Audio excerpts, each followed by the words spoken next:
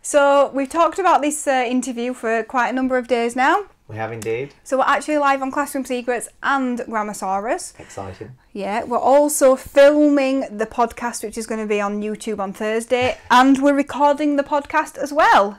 So multitasking we are. Yes, definitely. And Edward's on his own back there, doing it all. But I'm so excited to have Mitch as the first official guest. So I have had a bit of practice because I wanted a bit of practice before I did the first one live. But this is going to be the first episode, so I'm sure that you're all really pleased that I'm doing this. And we're just seeing.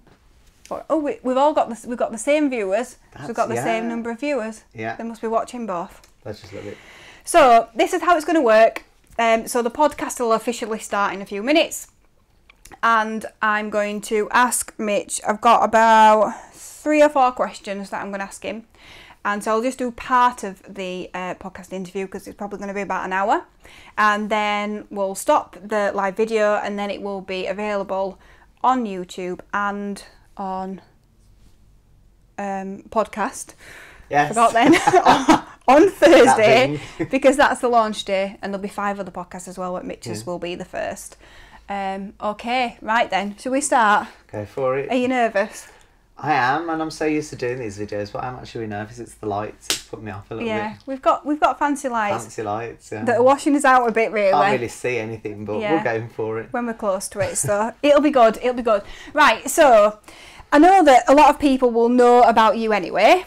So you're not new to the teaching community, but like we've had quite a good conversation, we've been talking for quite a while, and I just thought it'd be really interesting for people to actually know your story in its entirety, because we kind of like get these snippets but maybe not the whole thing.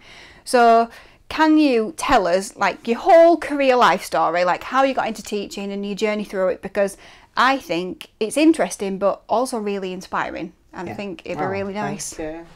Okay, so it's weird actually, because it's quite a long story, and I've only been teaching for 7 years.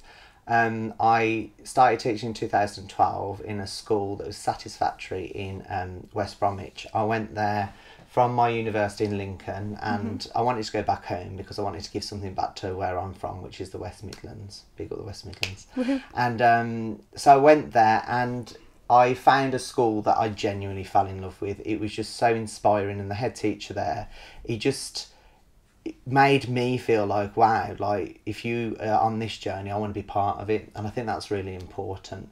And I applied to it. I was up against, this was back in the day when a lot of people used to apply to jobs, and you'd be up against 30, 40 people at once, and I managed to get the job, and I was absolutely over the moon. I remember crying on the phone and saying, thank you, I won't let you down. And I started teaching in that school in year 5, and it was 1 form entry at that point, and it was Satisfactory. We got Ofsted within the first 3 weeks of me being there, and I remember sitting in the staff room and him rushing in saying, Ofsted have just phoned, you need to go and get yourself ready. And I was like, oh, hilarious. He was like, no, I'm being serious. I was like, oh. And obviously this was all new to me. And this was quite a long time ago, really, when it comes to Ofsted in 2012. And I remember they only came and watched a little bit of a science lesson, but they didn't really do much, and they didn't really ask anything other than that because I was an NQT. But we managed to get good, and I was like, oh, this is fantastic. Really enjoyed being there. And I stayed there for that first year in year 5, and then the next year I really wanted year 6, but it was like, you're not ready yet, just do another year in year 5. So I had my next class in year 5 again.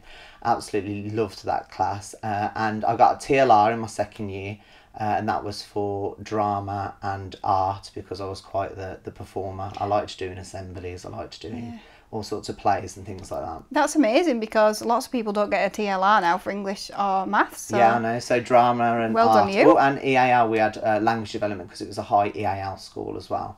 So really interesting place to be in. Carried on there again, and I was lucky enough to take my class into year 6 there, and they were the best kids ever, and we managed to secure then that year the best results the school had ever had so far. We got into the 90s for everything, and it was just absolutely astounding, because the school had never achieved that. It had been Satisfactory for the longest time, then it just got to good. So to get in the 90s, we were absolutely over the moon, and it really came from the leadership team, the head teacher's vision and just drive. He gave you the passion to really want to be there every day. Yeah, I genuinely loved going to work every day. And I would still be at that school now, but I knew I wanted more. He could see that I could do so much more. But in a school where everybody loves it so much, I think it's hard. Like, people just don't leave. Yes, Nobody would leave. yes.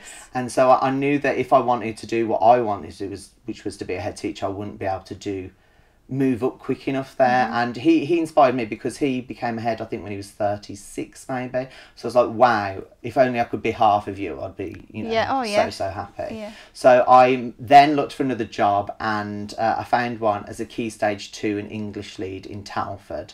And I remember going down to the head teacher that day saying, please, can I go and have a look at this school? I mean, he was absolutely gutted. He was like, I know that you're going to go far, so just go for it. So, and that's really, I think that's a really good leader thing that somebody could do as well, 100%. recognise that you need to move. He knew that I couldn't stay there, and he knew that for me, I've always been so itching to want to be the very best and do the best, that he knew that I had to just go and do that. So I went for the interview. Not as many people apply this time. This was, what would it be? Ready for September 2015. I was up against, I think, 2 or 3 others, and I got that job absolutely over the moon. And because I was now in charge of, you know, the whole of Key Stage 2 and English, and that was a big deal for me. At this point, grammar was kind of a new thing, and you'd only just had the test, I think, for a few years. And to me, I wasn't that bothered about it all. Like, I was like, oh, grammar's, you know, it just didn't bother me. And so I went to this school, and it was, again, requires improvement, and that's why I went there. And their Ofsted inspection, they just had the section 8 where they come back and say, is it section 8 or section 5? I get confused with that. I think it's section 8 when they come back and they say... You know, I don't. Just lost it in my head. When they say, you still need to work on X, Y and Z, but things are getting better. And those things were writing and grammar. So I was like, oh, okay, I can get really stuck into this. So I took this job on, and teaching and learning there was okay, but it, you know, the inspectors were completely right. For the new paper, they just released the sample paper for 2016, and because I'd done A-level German and I'd studied abroad and I'd taught English as a foreign language before I'd become a teacher in Switzerland and in London at Discovery Summer Camp there, I had ideas of this stuff that just, you know, it wasn't normal talk for teachers to be on about the subjunctive form and things like this. So when that was in there, I was like, okay, I actually know these things. We need to start training the teachers up on this. And it was brand new content for them. It was brand new content for everybody. Like talking about the past participle and the past perfect tense, things like this. But that's so brilliant that you recognised that actually we need to train the teachers on that, because I think in so many schools across the country, it was like, oh, well, just, you know, you should know this. Yeah. The head teacher doesn't know it, but you should all know it as well. The thing is, like, barely anyone knew it. And if you actually Googled resources for it, there were none online either. There was nothing really about it at that very beginning, because it was just so brand new. And people were going off this sample paper, to which we've never had questions like the sample paper. It's never been, I don't think, as hard as that ever was, because I think they recognised how difficult it was. But yeah, I started doing lots of training there, and with my children, there was just so much for them to learn in such a short amount of time that I created a YouTube channel where I purely went over kind of the subject knowledge kind of things and uploaded it just for my pupils to watch and for my teachers to watch. And I made some resources and kind of attached those as well to TES back in the day. Well, 2015, it seems like a lifetime ago now. So I put those on, and then I started to realise that we were getting like the one grammar test I did, which was the sample paper but with different versions of the question. It had 10,000 downloads. I was like, this is ridiculous. Like, this is seriously an epidemic. Like, people were panicking. Like, people were like, what on earth is the subjunctive form? How do I teach it? And my teachers felt the same, but they felt more prepared because we were talking about it. We were doing writing moderation, everything. And so then it got to the point where people started commenting saying, oh, could you share this, could you share that? And it was so saturated with messages, my just Gmail account or whatever it was, that I just said, right, I'll make a Facebook page and you guys can kind of send messages on there, and I can share resources that way, because everything was free, just have it, whatever. How did it feel like helping those teachers who, like, they did look to you, didn't they? They were just like, please help me, Mitch. It was bizarre, because for the longest time I just felt like I was really new to the profession and I had so much to learn. And there's this one small thing that I knew because I'd done like my A-levels in German. That I was like, oh, I know what this is, I know what that is. And I just tried to make it a little bit more interesting than, because I remember being taught Grammarsaurus, grammar at school, and in French and German, and I never understood what the teacher was on about. Yeah. Like when they used to write nous sommes, vous avez, all of that stuff on the board, I was like, I don't know what you're going on about, but we'll just carry on. And that was the way it always was, and I didn't want grammar to be like that. There's no way our children are going to learn grammar that way. No. So I was just trying to make it interesting. So these downloads kept happening, and then I was getting thousands of followers on Facebook saying, oh my God, yeah, look at this, look at this. People were sharing it like crazy. And it got to a point where I was making so many resources and things for free that I said, okay, why don't we trial? Do you know, I don't even know what came first. I don't know if the subscription came first or the training came first. But one of them did. I still can't remember. But I booked a training day in Birmingham in September 2016. I believe it was a Saturday. We've still not figured that one out. Yeah. It must have been because I was teaching full time. So September 2016, and I had loads of people come. I think we had about 90 people. And my mum, bless her, took the day. No, she took the day off work, so maybe I was given a day off to do it. That was really kind of my head teacher, thinking back.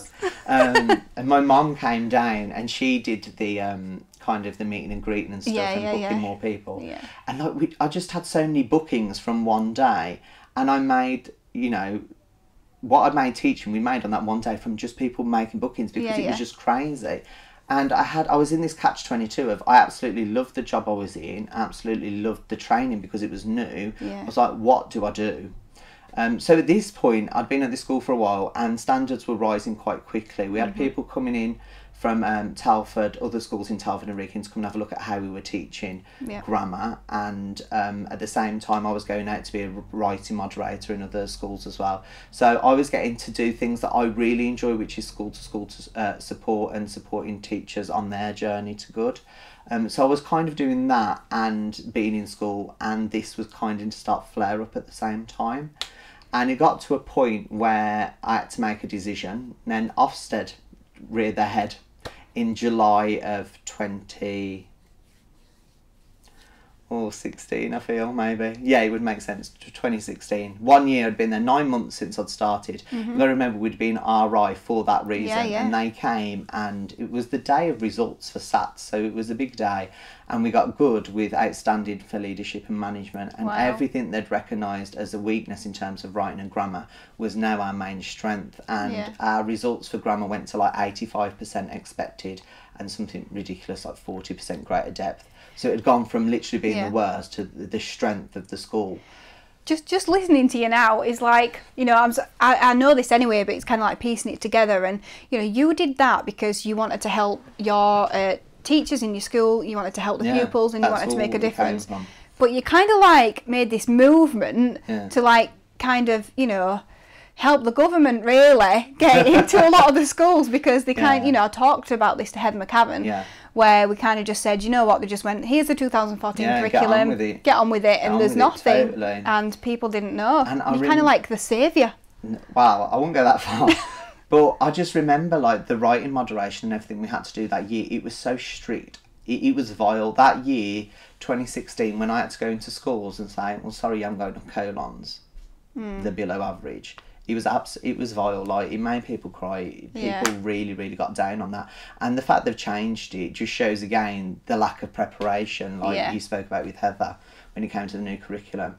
And I suppose that all I was trying to do was best prepare my pupils and my teachers for this new curriculum change and the new style of SATs. And that's where it came from. Grammarsaurus really was some sort of random part of it that just happened. I never planned for it to happen.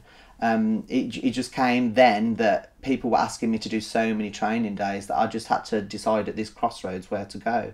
And I dropped from at that point, they made me assistant head teacher at that school after those results, because which is amazing.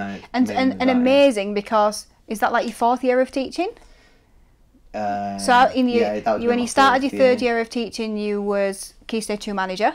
Yeah. And then third year key stage 2, fourth year assistant head, second year TLR, first year NQ2.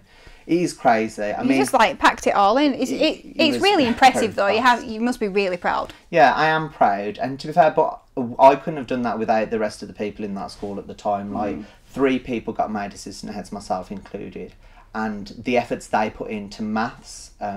The lady's still working over as a deputy head in Telford. She's had amazing impact there, and the early years lead who got assistant head is still there now, and she's still creating that same impact as it goes. Yeah. So they've kept that school going, and they've kept that authority going with their expertise there. Obviously, I decided on a different path, and at that point decided to drop to originally 4 days, then 3 days to 2.5 days.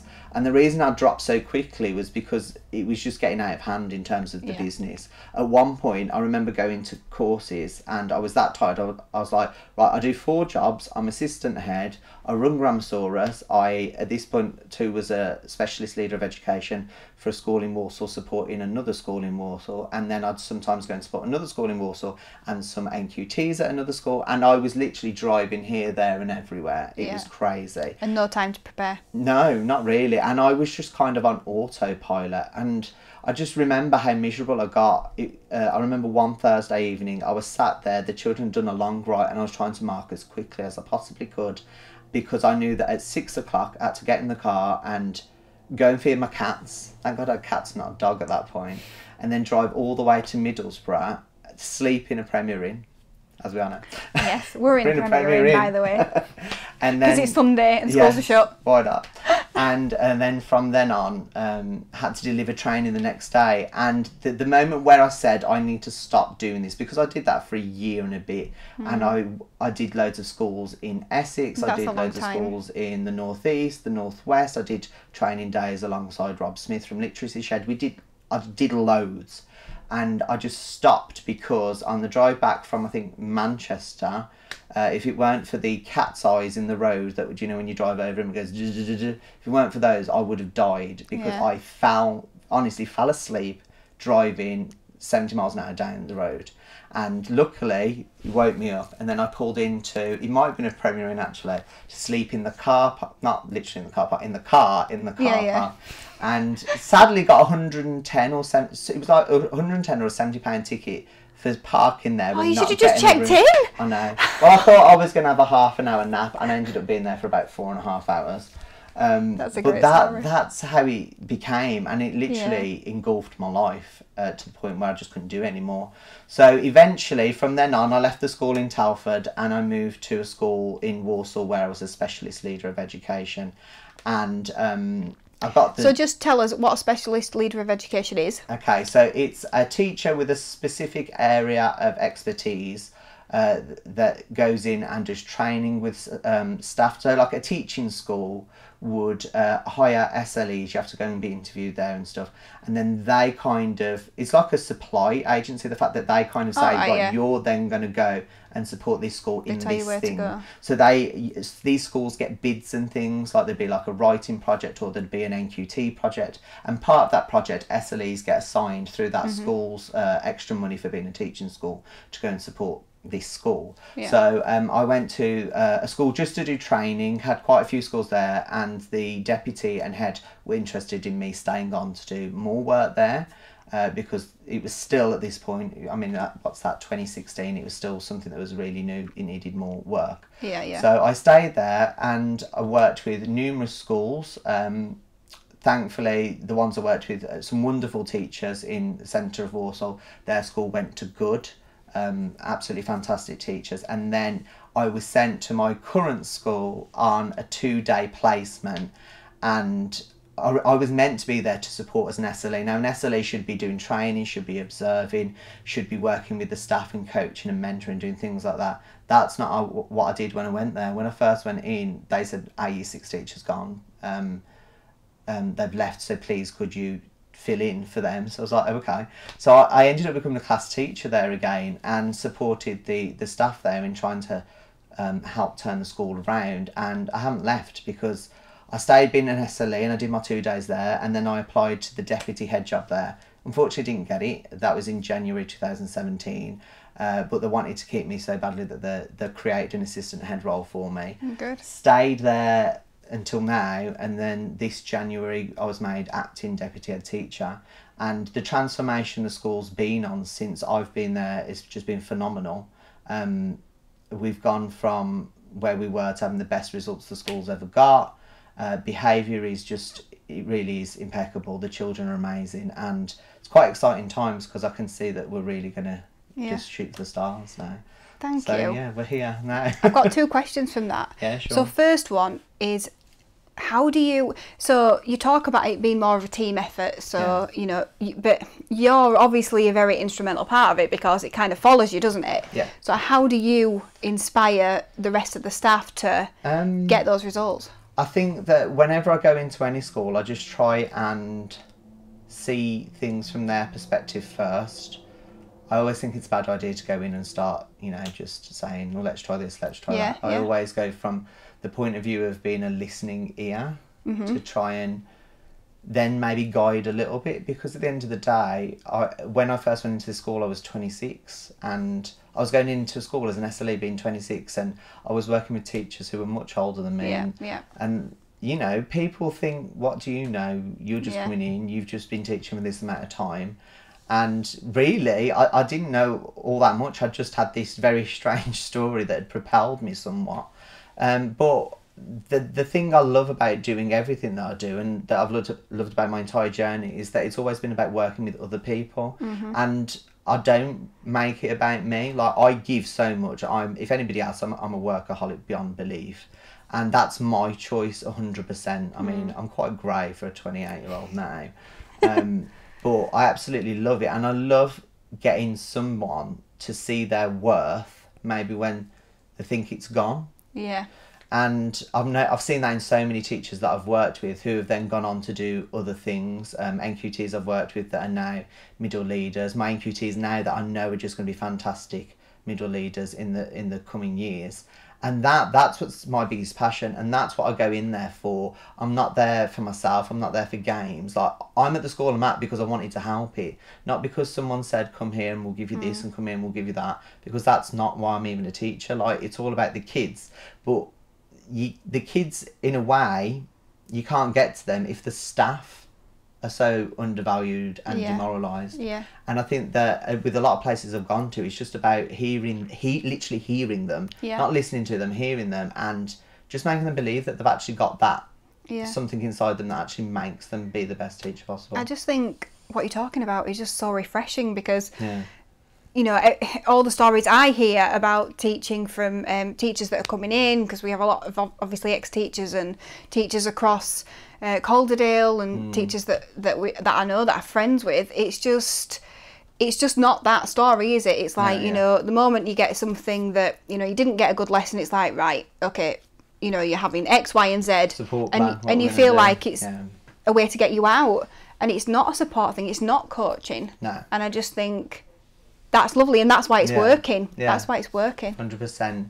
I think that's got to be at the heart of every single school. Like, the school is about the staff, the parents and the children. And I think sometimes a school will use the excuse of, we're doing this because of the children, and they actually then put that to the detriment of the staff. But sometimes the parents as well. The parents can be so alienated from a school because they're saying, well, we're doing this for the children. But they don't forget that it's a community.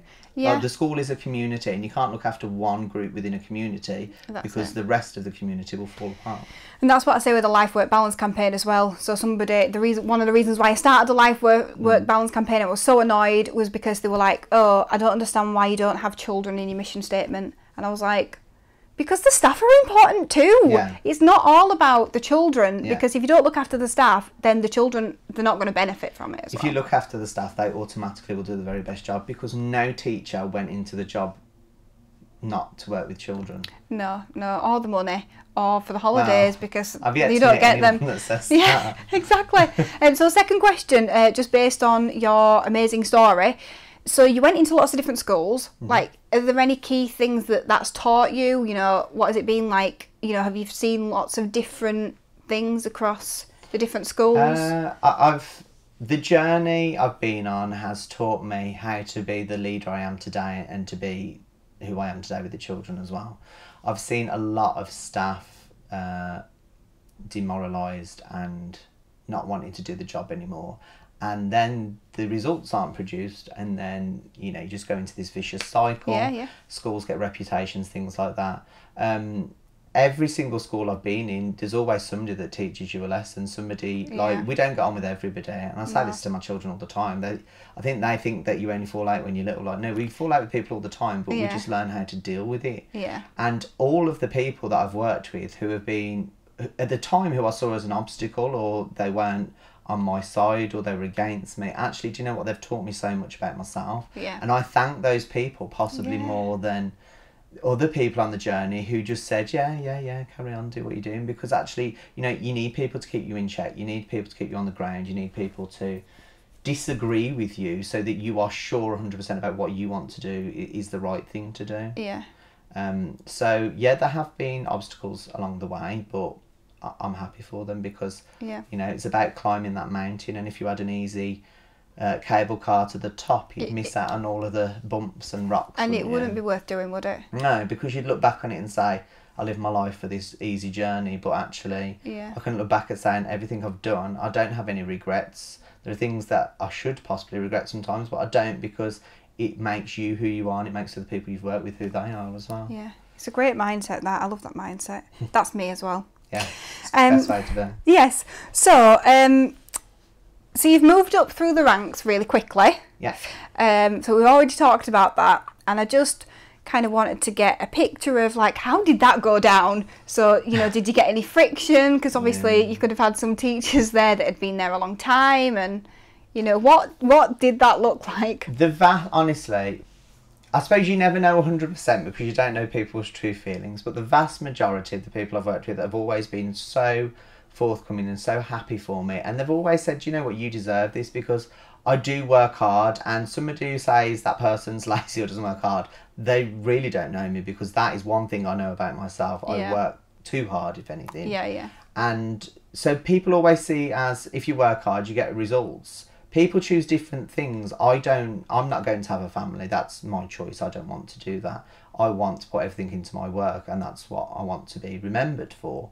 And so people look at what you're doing and they say, well, do you know what? He's worked hard for that. He deserves it.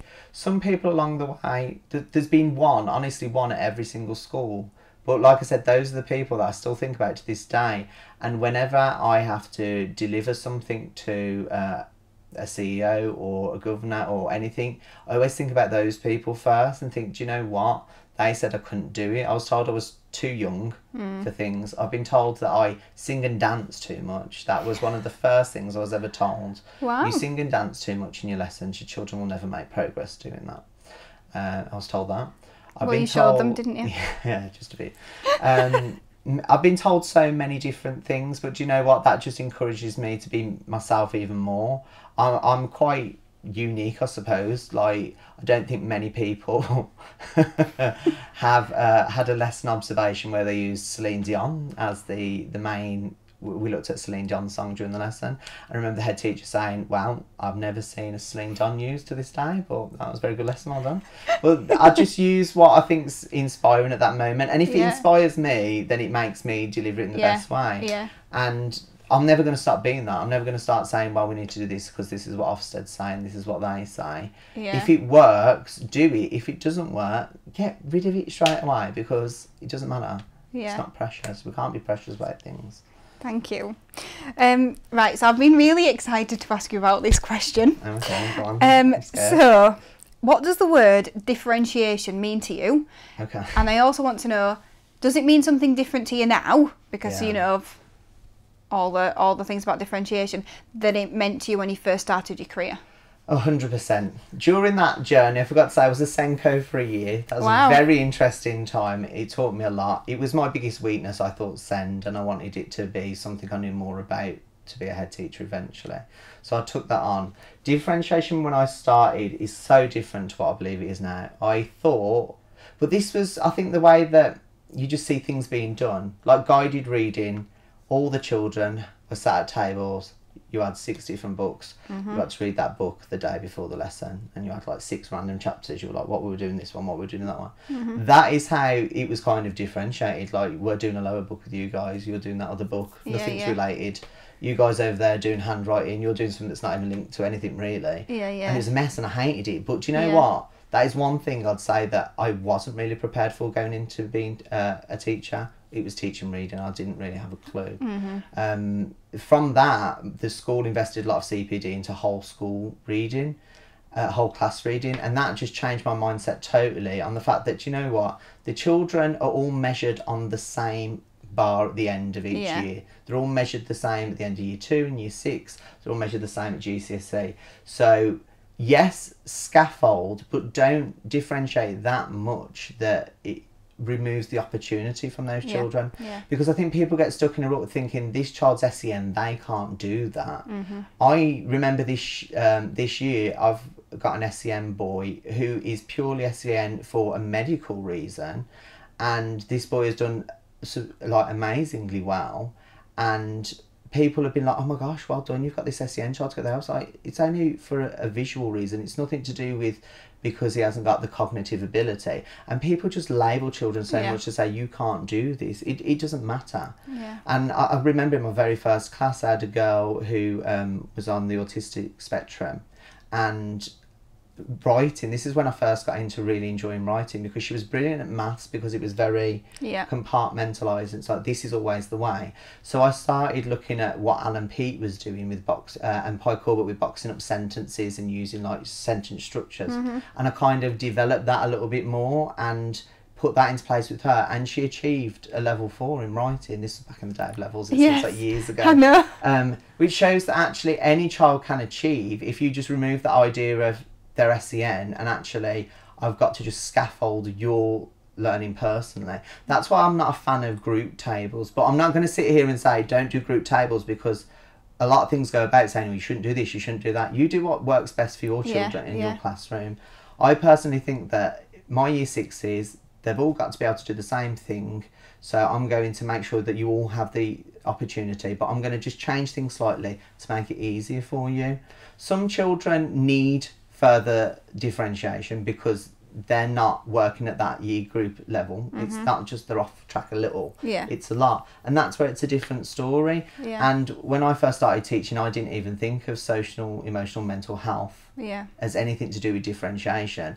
I thought it was purely, right, green group, you're doing this worksheet and this work for this long, you're doing this, I'm going to speak to you separately. And that's all I thought it was, and it's changed so dramatically.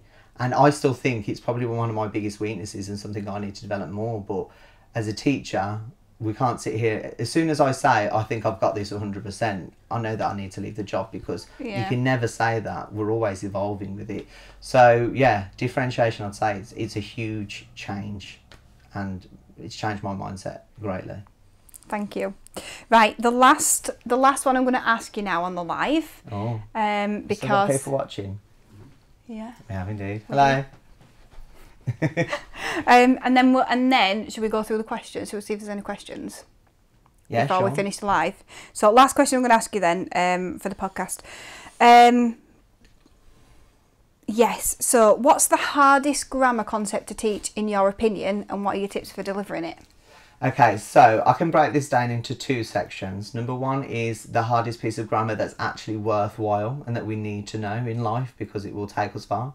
And there's a piece of grammar that I think is just a waste of time and we do it just because it's on the test. And it's got to the point where I don't really even bother going over it anymore, because do you know what? There are so many other things I'd rather my children know with so little time that I just kind of skip over it sometimes. So the bit that I think the children need to know more than anything is using apostrophes for possession correctly. I think it's such a difficult concept. We're one of the only languages in the world that has it. I don't know if we're the only one, but for instance, in all other languages, they have different cases. Like in German, they have the genitive case. So they would say the handbag of the ladies rather than the lady's handbag. Right. So the apostrophe is called the Saxon genitive. So we can blame the Saxons when they invaded for this even coming to us to start with. And basically, it's just the concept of you've got the noun and the belonging, and then it's which belongs to which, and do you Yeah. put the apostrophe in the thing it belongs to, or this one, Yeah. and is it an S and not an S, but what about if it already ends with an S, like James? And then it just gets so confusing, and I think it's just such a difficult thing, and yet it's so important, because if we see people who don't use apostrophes correctly, we automatically kind of judge them as, oh, they don't know this, they're not very well educated. Yet it's such a complicated thing to learn and to just grasp. It's like, why do we do this? Like, no one else does, it's just us being strange.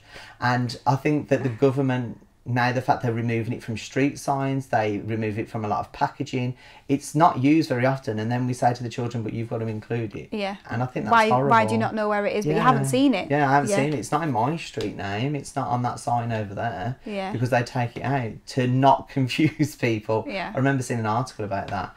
So I'd say that's the most difficult thing to teach. Now, what are my tips to teach it? It would be to go to the German route of it, which is to teach it lower down as the handbag of the lady, the trunk of the elephant, the bowl of the cat. They don't understand the concept of what they're actually writing about. So when you say, oh, it's a possessive, it belongs to them, it's like, well, what do you mean it belongs to? I don't think they understand that sometimes. So it's going back even further and almost looking at the place value of that structure. That's where it comes from. This is why we do it, and then slowly build it up. Because it's only in year 2 you have to use it with a singular noun, and then it's 3 onwards you have to use it with plural.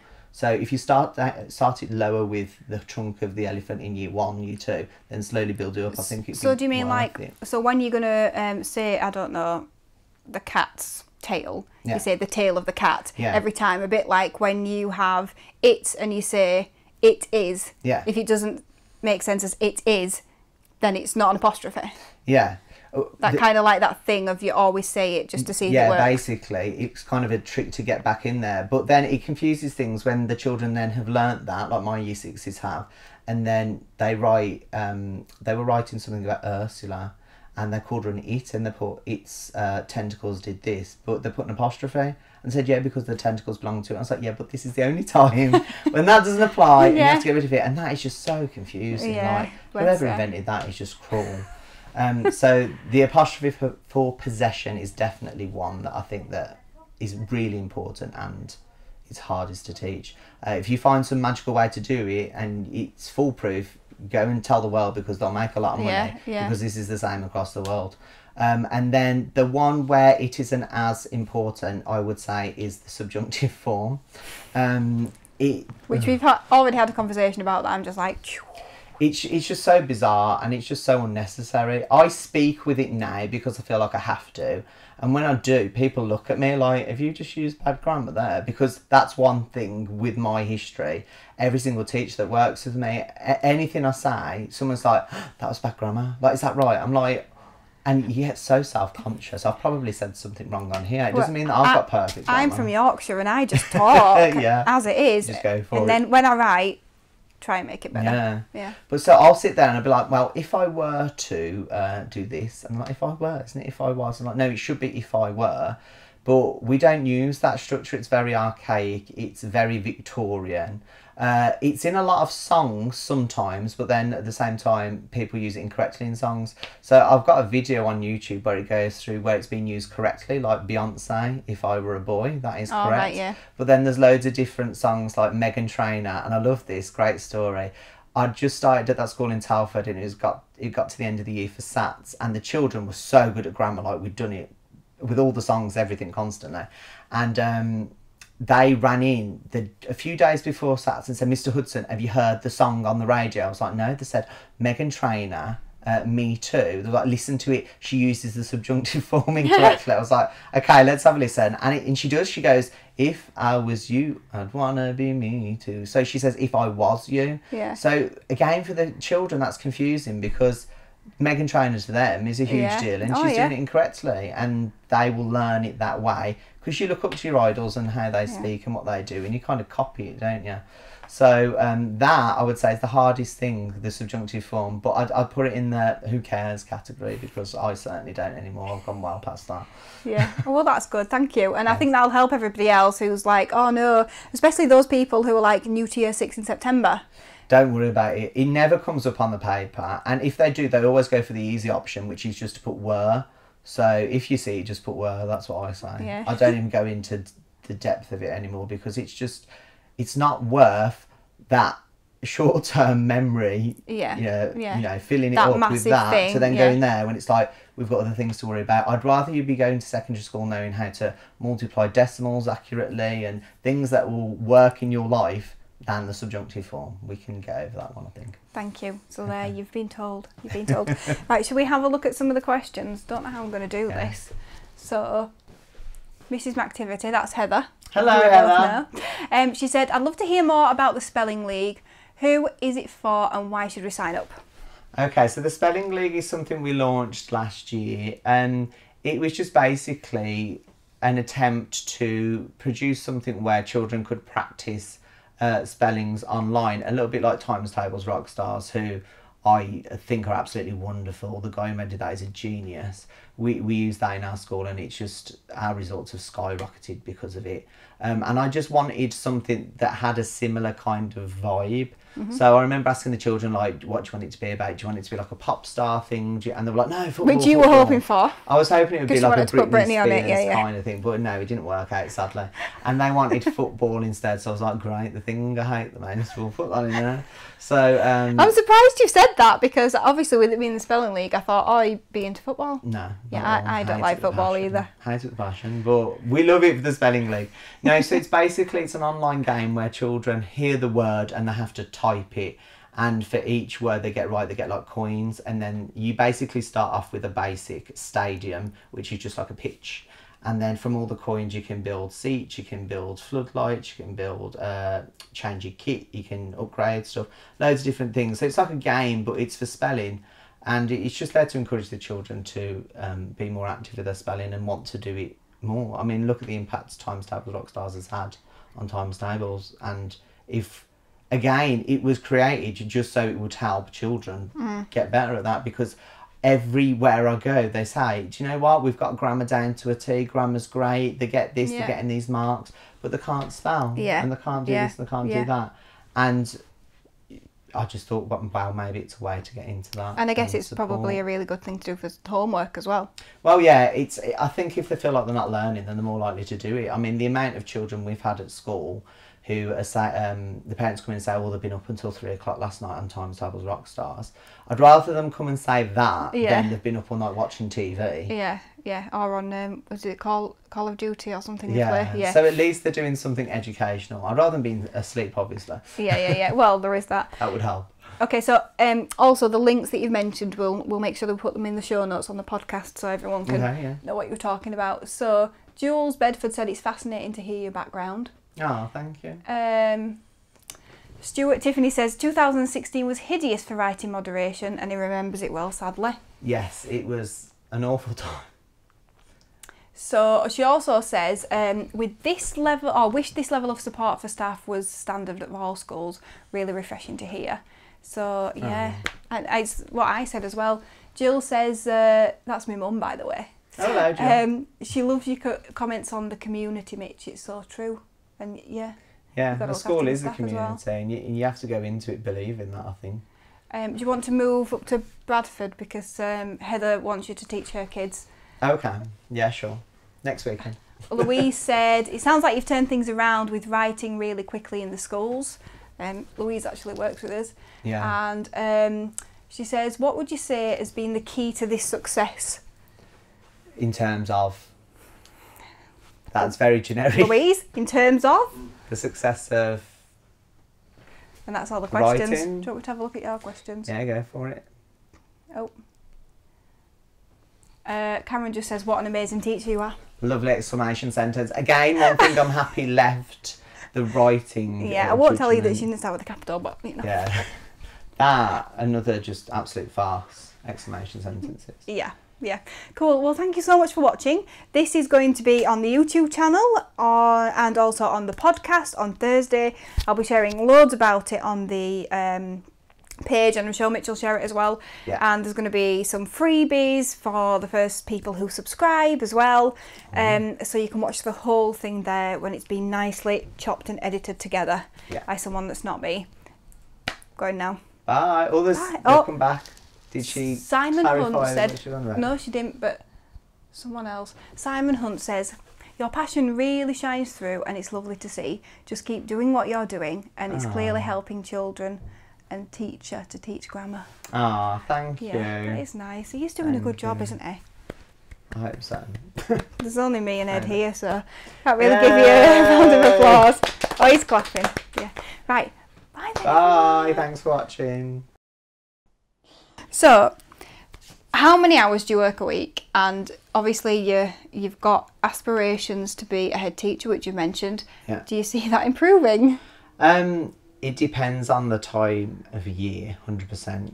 This last week it was over 70, 100%, but it's because of reports, parents' evening, with sports day, NQT reports had to be. So it's one of those times of years when you have to put the hours in. You have to. There are times of year when you just think it's really quiet and it goes really quickly. But I'd say on average it's always over 50, definitely. Yeah. And I count Sunday as a work day. Yeah. So Saturday is my day off. Sunday's a work day. So yeah, that's my generic. Do I see it improving? Well, that's down to yourself as a head teacher, really. I think that you have to set an example.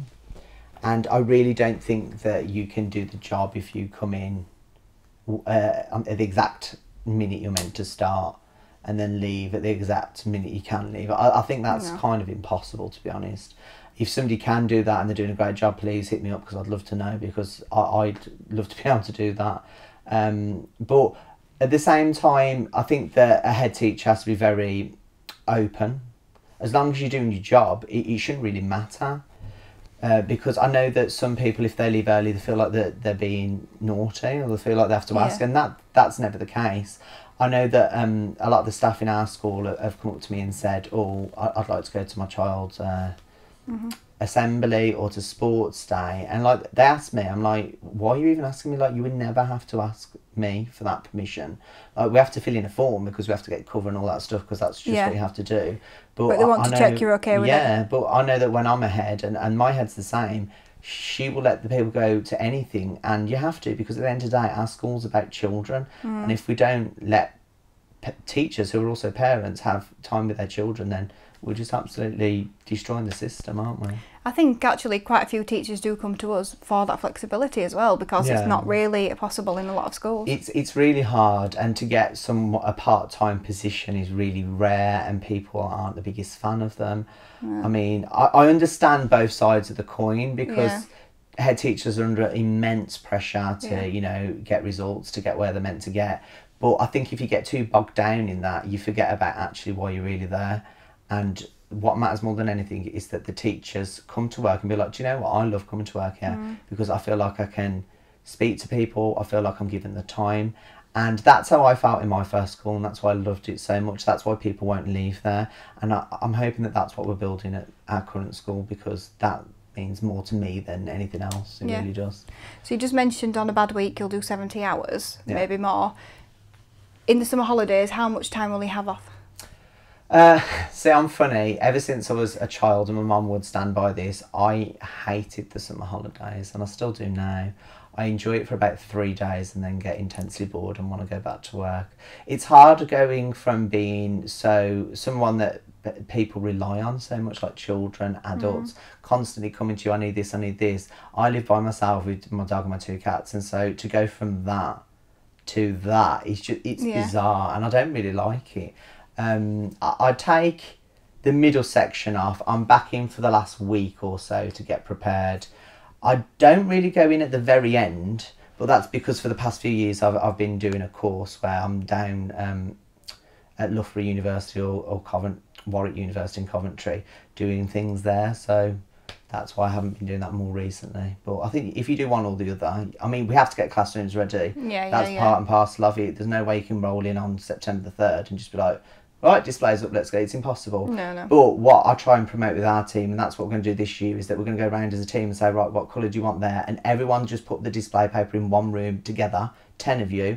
It'll take seconds. That's Next a really room, good 10 idea. Of you. And it's so much faster. And the point is, you're thinking about that. You're thinking about how can we make it faster for everybody. I wish everybody would take something away from that now. Yeah. It would be handy. actually, I think I'm just going to like book you again and just like tell us all your tips so you can share them with everyone. Go for it. Because it could take you a week. Yeah. To do your displays. Oh God, I remember I spent 12 days doing my classroom when I first went to Telford, but that's because I'm ridiculous and I wanted to turn my set of trays into the Titanic, and I did, and I posted it on, I think there's a Facebook page that has loads of followers, like classroom displays or something, and it got shared in thousands of likes. I was like, oh my God, I was so over the moon, and the kids absolutely loved it. I mean, they were impressed for about 3 weeks, and then they're like, it's just our trays now. But it made the room so special, and I wanted to do that. I wouldn't ever do it again. Yeah. But I've done it once, and that's all that matters. You've still got the pictures, and that's the main thing. Yeah, it was a nice time. So, how would you, if you could wave a magic wand, how would you fix the life-work balance problem for teachers? I think, my answer at the same time is quite hypocritical, because I think the problem is that everybody thinks they're an expert in this field, and that people are saying, do this, do that, we have to do this, we need to go to yoga, we need to do that. And it's that makes it worse sometimes. All you need to do is just listen to people. Like, people work at different rates. I am ridiculous. If somebody said to me, you need to go home at 4 o'clock and you need to do this, I'd be like, you're stressing me out even more, because I want to stay and get this done. If a teacher wants to do that, let them. If a teacher wants to do it on the weekend, let them. What matters is what we're doing has a purpose and it has a reason for it. If it's lost its impact and its purpose, it needs to be reviewed, and staff need to have the trust. There needs to be such a trust between SLT and staff that they can say, why are we doing this anymore? It's stupid. Yeah, they're allowed to challenge it. Yeah, challenge it. And if SLT are brave enough to say, yeah, you're right, let's get rid of it, that is the biggest life-work balance, push you can ever have, because it shows that you're being listened to. We can't ever get rid of reports. We can't ever get rid of doing sports day. We can't ever get rid of doing half the things we have to do. But do you know what? We do reports because parents need to know about how their children are getting on. We do sports day because it's amazing for the children to excel at things that they don't normally do. We do these things for a reason. If we're filling in a piece of paper and it has no impact other than some random thing that it really doesn't, impact on, then why are we doing it? And I think the sooner people can say, can we review this, the better.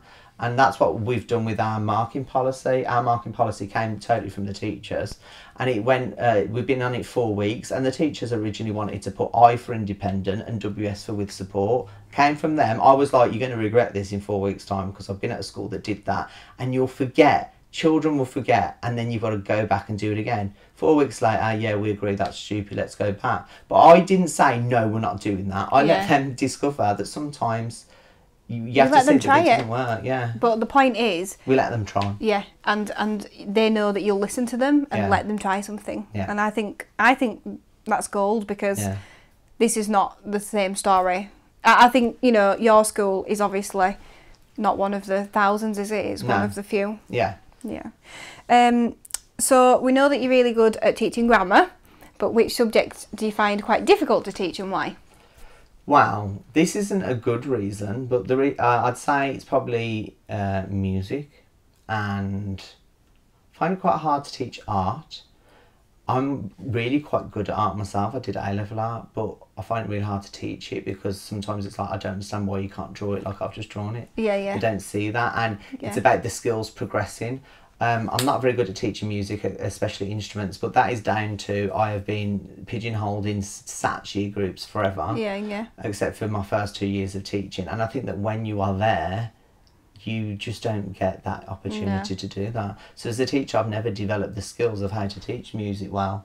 And it's something that I'm so glad that Ofsted are finally saying, no, do you know what, this isn't good enough? Yeah. Because in our schools, we will have the musicians and the pop stars and the rock stars of the future, but we may be missing out on people because we don't give them that opportunity. And they only sometimes get it until they go and do music in secondary school. Just what about if their music department wasn't very good or something happened? I mean, you're missing out on opportunities. Or if the teachers, if the parents can afford it, and a lot of children's parents can't afford it. Because it's not cheap, is it, to do music lessons? Definitely. Right, so this question is actually from Janine and Shan at Classroom Secrets, because I did ask them, have you got any questions for Mitch? And they both wanted to know where you get the inspiration for your songs from. Okay, so as I mentioned in the live part of the video, I spent a lot of time driving from place to place. Now, my mum never ever took me on holiday in this country. We've always been abroad. So I've been to places I've never been to before. I did not realise how far Newcastle and Middlesbrough are away from Birmingham. Yeah. Well, Telford, it's even further, but it's far. So when it was those Thursday nights and I'm setting off at 7 o'clock and it says you'll get there just before midnight, I'm like, oh God.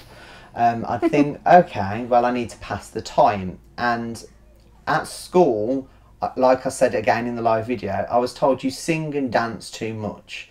Now, I didn't realise, I just have done this naturally, but we've done a lot of research in our school at the minute into Rose and Shine's principles of instruction, and he talks about doing daily, weekly and monthly review. Now, I've always done that, but not through the methods I think he was suggesting. I've done that always through song.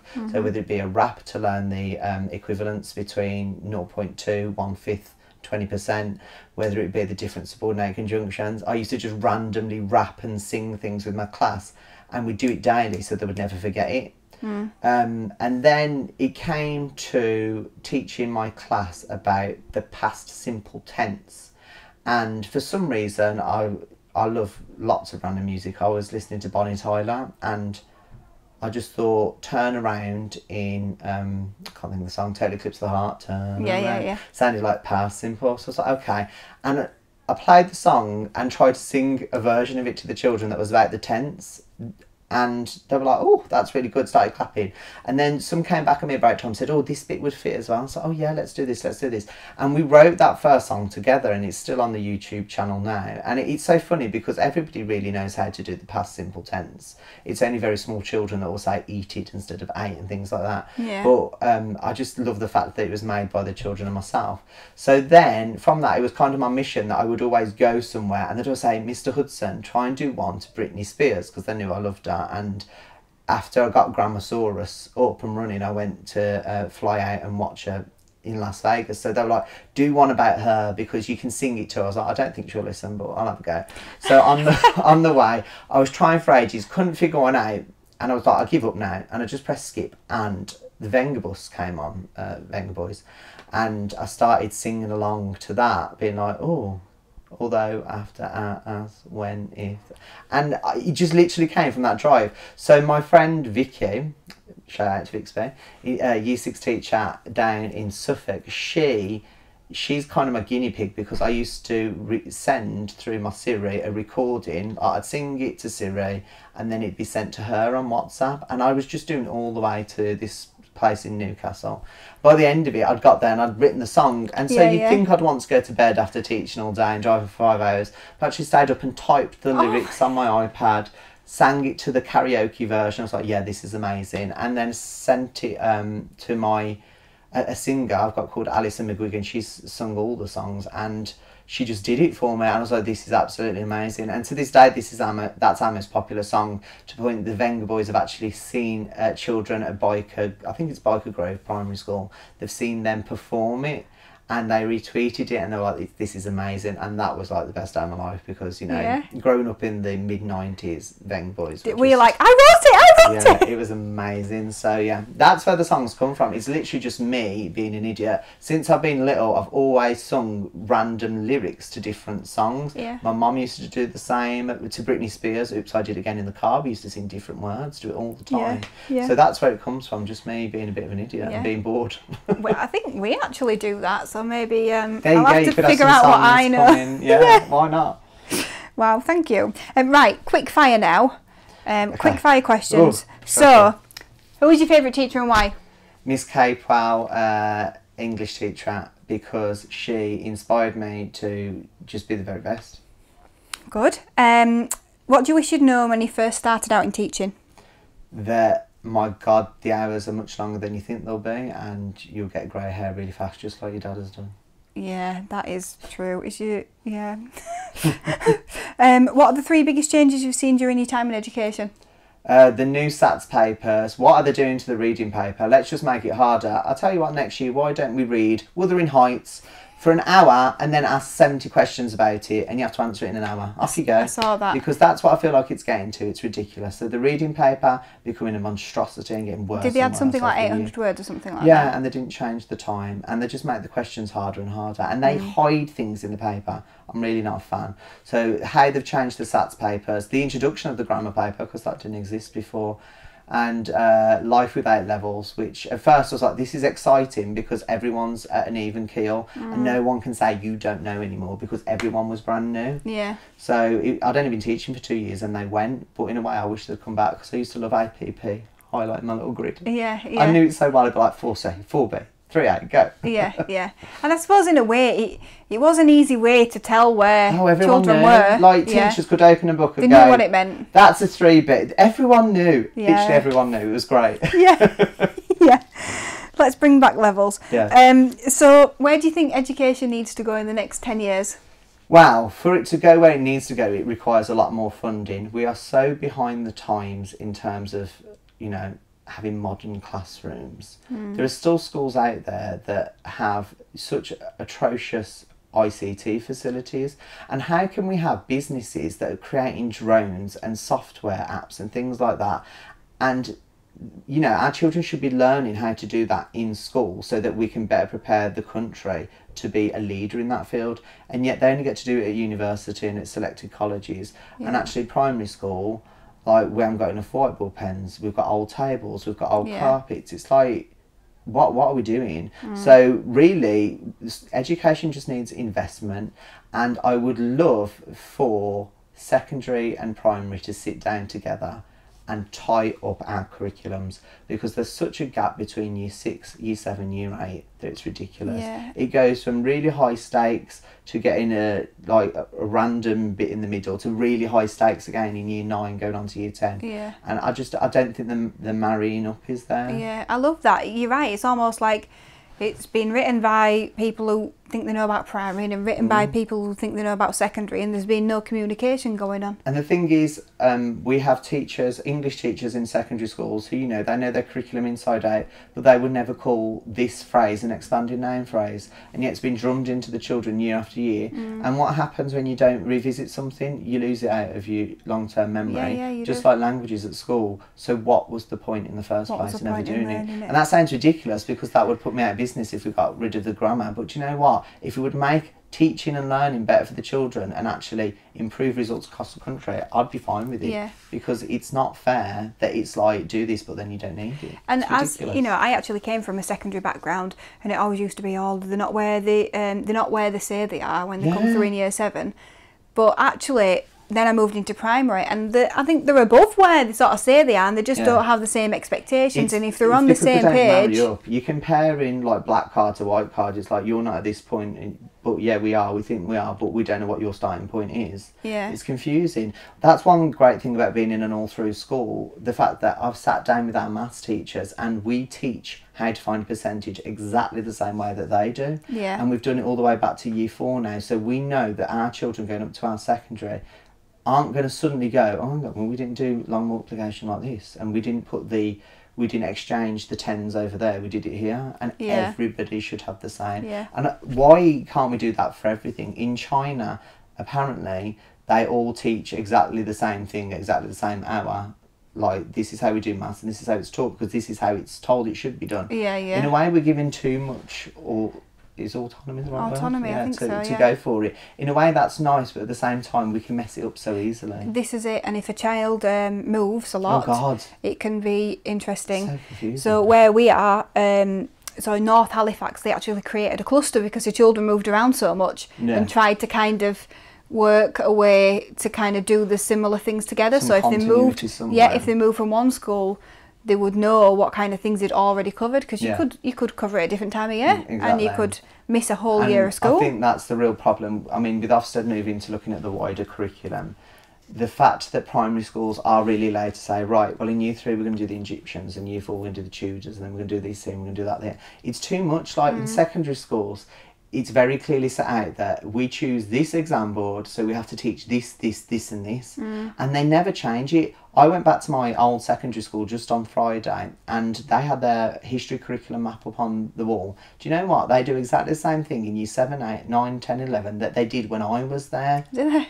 So, but that means that the teachers are experts. They've got the right resources. They know what they need to do. So we don't have to keep changing it for the sake of, oh, let's just change it up, make things different. Yeah. Like, be an expert at teaching electricity so children get the best from it, rather than, oh, well, I fancy doing it in year 2 now because I don't want to do it in year 5 anymore. Yeah. It just doesn't make sense. I completely agree. And somebody else I interviewed, Mungo Shepherd from Ash Green Primary School, I talked to him about being in a school for a long time, and also the fact that some of the teachers will stay in year groups, and I know that from visiting, but I always saw that as such a positive thing because, you know, the year 4 teacher was an expert in teaching year 4, and then she coached NQTs and she was just an expert, whereas another school I taught in, you know, they used to move it every year and then they delete everything off the server, so you couldn't be shared, and it's just it's just ruining somebody's life, really, isn't it? It's the difference between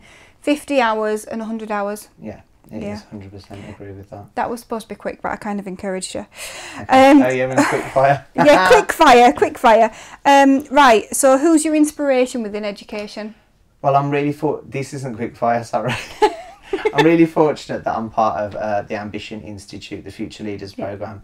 I've met some amazing head teachers and CEOs there who have transformed schools. To me, if you go into a failing school that's been failing for a long time and you manage to transform it, especially where it's in a disadvantaged area, so you are really giving children the chance of life. Yeah. That just speaks volumes to me. So the course leader, Dr. James Lane, he has done that down in London, and he's the most inspirational person to listen to. I've learnt so much from Luke Sparks and the head teacher at Dixon's Academy up in your way. Dixon's Academy is really close to us. Yeah, Dixon's Academy. Yeah. They've got Dixon's Allerton. Jenny, I can't remember her surname sadly, but both of them, they came and did some, they've done loads of things with us, and they're just a real inspiration. And when they first started speaking about this practicing and stuff they do, I was like, this is crazy. Yeah. We actually do it in our school now, and do you know what? It's risen standards in behaviour, it's risen standards in like independent learning and, you know, attendance, everything. So it's people with real life stories that are on the floor doing it now, and those groups of people. And my first head teacher, Andrew Allgill, he's the same. He went into a satisfactory school. Now it was listed as one of the top 10 schools in the West Midlands. Wow. And again, I've been really fortunate to work with a lady called Shabana Amir Baz, who's done the same in one of the Prince Albert Community Trust schools in the centre of Birmingham. These are areas where if you don't provide these life chances, then these children really aren't going to succeed. They're not going to get it. So individuals who do that are my biggest inspiration, because they must put in the hours and the effort, and they must just be so driven. And I've seen it firsthand, they all are so driven, and I would give anything to be an ounce of any of those people. So yeah. Wow, thank you. Okay, what did you want to be when you grew up? Not a teacher at all, because my mum was a teacher and she used to do too many late nights. I wanted to be an author, and in a way I have kind of done that a little bit, because I've been able to write for the TES. I've written for TES Online and the publication, the you know, the newspaper thing. Yeah, the magazine it was. Yeah. And I've got people who are contacting me from Bloomsbury that want me to write a book about grammar and writing. And I've written loads of stories and things online. See, I'm not really in... I do want to. It's a lot of commitment, but my biggest passion is writing like narrative pieces and things for children. I really enjoy that. So if I wanted to do it, I'd want to do something more like that. Can't you say to them, yes, I will do it? If you let me write a story. Let me write stories, and I'll do it in a story kind of way where I like point out I didn't really do a teacher manual, because that can be a bit dry sometimes. You could do it like a set of books for each different like concept in grammar, and like pull it out. Yeah, maybe that's the way. And then you come back on and for your launch version of grammar. Yeah, the Mr. Men version of grammar. Yeah, absolutely. Will there be that many? Has it got like 40 books or something? Yeah. It's probably hundreds now. Last one. I'm sure everyone wants to know the answer to this. I'm not sure they do. You've already prepared this one. So, Britney. Yeah, Britney. People must wonder why I go on about it so much. If I go to an interview in a school, I will tell them something about Britney while I'm there, and if they don't take me, they'll be like, well, you're not the school for me, because you've got to accept me as loving Britney. And I think Britney is so key to me. Britney Spears, this is, because... Have you met her yet? I have met her. Oh, right. I was going to say, is this like the number one goal? It's very short and very sweet. But in 2007, she went through a very difficult time. I went through a very difficult time. She is, to me, the epitome of a success story, rising from the ashes, to go from being a success to what happened to her to come back again. I think that's a message that should be shared with everyone. I've shared it in so many assemblies with children. Like, she literally was on top of the world. She had everything. Her life was destroyed and ruined from the paparazzi and everything. So to go from that, and then everything that happened, she nearly lost her children, all of that, to then come back. And she had more number ones after that. She had more album sales, more concerts after that moment than she did before. I think that is just such a message of hope and triumph that I think that anybody should be able to grasp onto that and say, do you know, that's really inspired me as well. So that's why I have her tattooed on my wrist, her autograph. Oh dear. Yes. Oh wow, I never noticed that before. Yeah, because I just feel like any day can be a bad day. Yeah. And it doesn't matter, because I can listen to Britney Spears and she makes it right, because she can get through that. If Britney can get through 2007, we can get through today. I love that. What a brilliant way to finish the podcast. Why not? Remember Amazing. That. Thank you so much. This has been, I'm going to carry on talking to you for like 3 hours after this. So. But thank you. You're very welcome.